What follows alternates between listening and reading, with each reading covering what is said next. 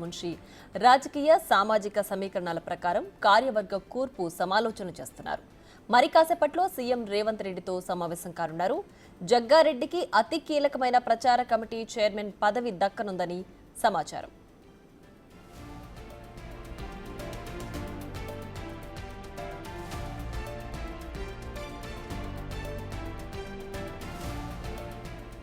ఈసారి 4 వర్కింగ్ ప్రెసిడెంట్లను నియమించే అవకాశం ఉంది. పీసీసీ చీఫ్ గా బీసీ సామాజిక వర్గానికి చెందిన వ్యక్తి ఉండడంతో రెడ్డి సామాజిక వర్గం నుంచి వర్కింగ్ ప్రెసిడెంట్ పదవి కోసం రోహిన్ రెడ్డి, చామల కిరణ్ కుమార్ రెడ్డి, వంశీచంద్ రెడ్డి మధ్య పోటీ నెలకొంది.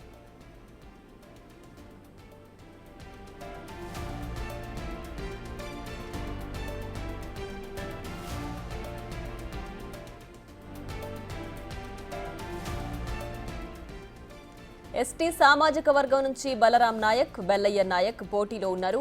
ఎస్సీ సామాజిక వర్గం నుంచి కవ్వంపల్లి సత్యనారాయణ, అడ్లూరి లక్ష్మణ్, మల్లు రవి, సంపత్ పేర్లు పరిశీలనలో ఉన్నాయి.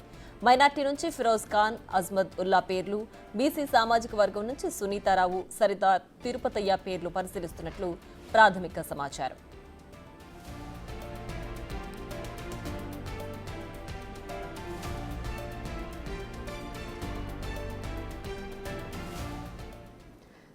మరింత సమాచారాన్ని మా ప్రతినిధి హేమ లైవ్ లో అందించడానికి సిద్ధంగా ఉన్నారు. హేమ, చెప్పండి, పీసీసీ కార్యవర్గం కూర్పుపై కసరత్తు వేగంగా జరుగుతోంది కదా, ఎవరెవరికి ఏ పదవులు వచ్చే అవకాశం ఉంది?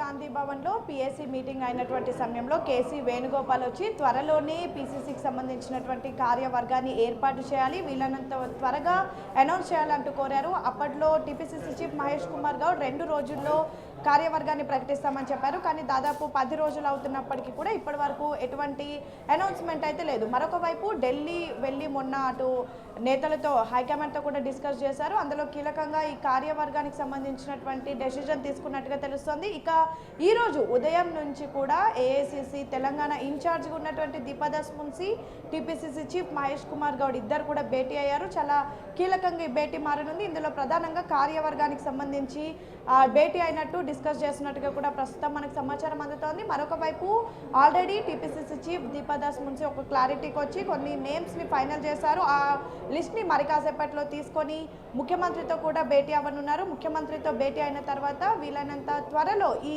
కార్యవర్గాన్ని అయితే ప్రకటించేటటువంటి అవకాశం కూడా కనిపిస్తూనే. అయితే ప్రధానంగా ప్రభుత్వం ఏర్పడి ఇన్ని రోజులు అయినప్పటికీ కూడా ఇంకా కార్యవర్గాన్ని ప్రకటించలేదు అంటూ కూడా పదే పదే చెప్తున్నటువంటి సమయంలో వీలైనంత త్వరగా కూడా దీనికి సంబంధించి అనౌన్స్మెంట్ చేయాలనుకుంటున్నారు. అయితే గతసారి మనం చూస్తే, అంటే ఎప్పుడైతే రేవంత్ రెడ్డి టీపీసీసీ చీఫ్గా ఉన్నప్పుడు ఆ సమయంలో 5 మంది వర్కింగ్ ప్రెసిడెంట్లు ఉన్నారు. ఈసారి మాత్రం 4 వర్కింగ్ ప్రెసిడెంట్లను అనౌన్స్ చేయాలనుకుంటున్నారు. అయితే గతంలో 5 మందిలో గీతారెడ్డి, జగ్గారెడ్డితో పాటు అంజన్ కుమార్ యాదవ్, అజరుద్దీన్, టీపీసీసీ మహేష్ కుమార్ గౌడ్ ఉన్నారు. అయితే ఈసారి మాత్రం జగ్గారెడ్డికి వర్కింగ్ ప్రెసిడెంట్గా కాకుండా అతి కీలకమైనటువంటి ప్రచార కమిటీ చైర్మన్ పదవి ఇచ్చేటట్టుగా కూడా ప్రస్తుతం సమాచారం అందుతోంది. ఇక TPCC chief Mahesh Kumar Goud BC వర్గానికి సంబంధించినటువంటి వ్యక్తి కావడంతో మరొక వైపు కాంగ్రెస్లో ప్రతి ఒక్క సామాజిక వర్గానికి కూడా న్యాయం చేస్తామని చెప్పినటువంటి నేపథ్యంలో ప్రస్తుతం టీపీసీసీ చీఫ్ బీసీ ఉన్నారు. సో ఇటు రెడ్డి సామాజిక వర్గం నుంచి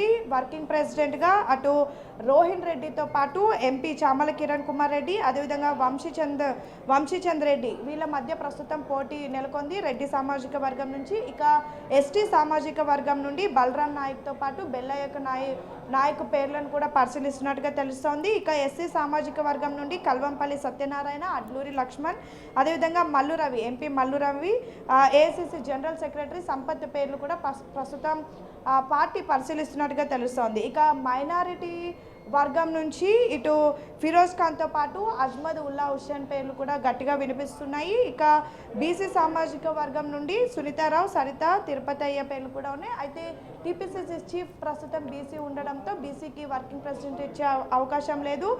రెడ్డి సామాజిక వర్గం, ఎస్సీ సామాజిక వర్గం, ఎస్టీ సామాజిక వర్గం నుంచి కొన్ని పేర్లను అయితే ప్రస్తుతం పరిశీలిస్తున్నారు. ఇక ఈరోజు దీపాదాస్ మున్షి, మహేష్ కుమార్ గౌడ్ భేటీలో కీలకంగా కార్యవర్గానికి సంబంధించినటువంటి అంశంపై చర్చించారు. ఇక ఇప్పటికే వీళ్ళిద్దరు కలిసి ఒక లిస్ట్ని ఫైనల్ చేసినట్టుగా తెలుస్తోంది. మరి కాసేపట్లో ముఖ్యమంత్రి రేవంత్ రెడ్డిని కలిసి కూడా ఏవైతే పేర్లు ప్రపోజల్స్లో ఉన్నాయో వాటన్నిటిని కూడా రేవంత్ రెడ్డి ముందు పెడతారు. వీళ్ళన్నంత త్వరగా అంటే ఈరోజు సాయంత్రం లేదా రేపు ఉదయం వరకు కూడా టీపీసీసీ కార్యవర్గాన్ని అనౌన్స్ చేసేటటువంటి అవకాశాలు ఉన్నాయి. Right Hema, thanks for the updates.